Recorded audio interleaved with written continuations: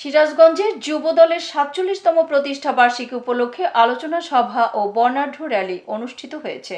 সিরাজগঞ্জ জেলা প্রতিনিধি মোহাম্মদ শাকিল হোসেনের প্রতিবেদনে দেখুন বিস্তারিত। নানা কর্মসূচির মধ্য দিয়ে সিরাজগঞ্জে বাংলাদেশ জাতীয়তাবাদী যুবদলের ৪৭তম প্রতিষ্ঠা বার্ষিকী পালন উপলক্ষে পৌর শহরের ইসলামিয়া সরকারি কলেজ মাঠ থেকে বর্ণাঢ্য র্যালি বের হয়ে প্রধান সড়ক প্রদক্ষিণ করে বাজার স্টেশন মুক্তির সোপানে এসে শেষ হয়। এর আগে বর্ণাঢ্য র্যালি উদ্বোধন করেন সিরাজগঞ্জ সদর ও কামারখন্দ ২ আসনের সাবেক জাতীয় সংসদ সদস্য রুমানা মাহমুদ। সোমবার ২৭ অক্টোবর ২০২৫ দুপুরের দিকে ইসলামিয়া সরকারি কলেজ মাঠে জাতীয়তাবাদী যুবদল সিরাজগঞ্জ জেলা শাখার আয়োজনে বাংলাদেশ জাতীয়তাবাদী যুবদলের ৪৭তম প্রতিষ্ঠা বার্ষিকী উপলক্ষে বর্ণাঢ্য র্যালি পূর্বে এক সংক্ষিপ্ত আলোচনা সভা অনুষ্ঠিত হয়। আলোচনা সভায় সভাপতিত্ব করেন জাতীয়তাবাদী যুবদল সিরাজগঞ্জ জেলা শাখার ভারপ্রাপ্ত সভাপতি মোহাম্মদ আলামিন খান। অনুষ্ঠানটি সঞ্চালনা করেন জাতীয়তাবাদী যুবদল সিরাজগঞ্জ জেলা শাখার সাধারণ সম্পাদক মোরাদুজ্জামান মুরাদ।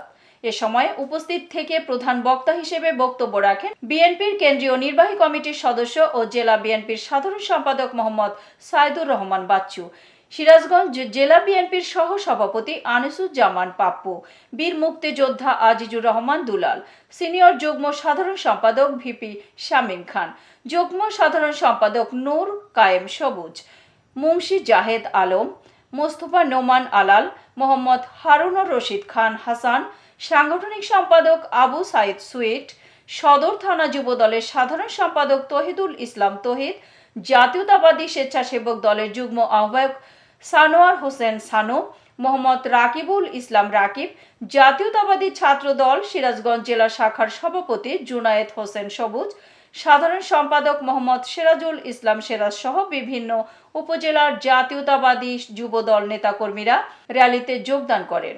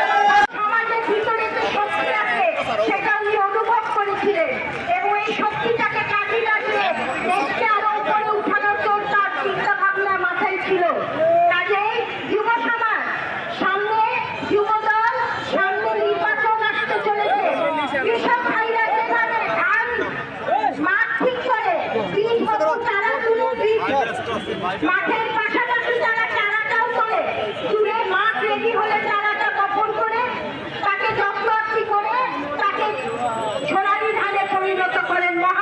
এতক্ষণ সঙ্গে থাকার জন্য ধন্যবাদ। i1 টিভির নিয়মিত আপডেট পেতে ভিজিট করুন আমাদের ওয়েবসাইট, ফেসবুক, ইনস্টাগ্রাম ও ইউটিউব চ্যানেলে।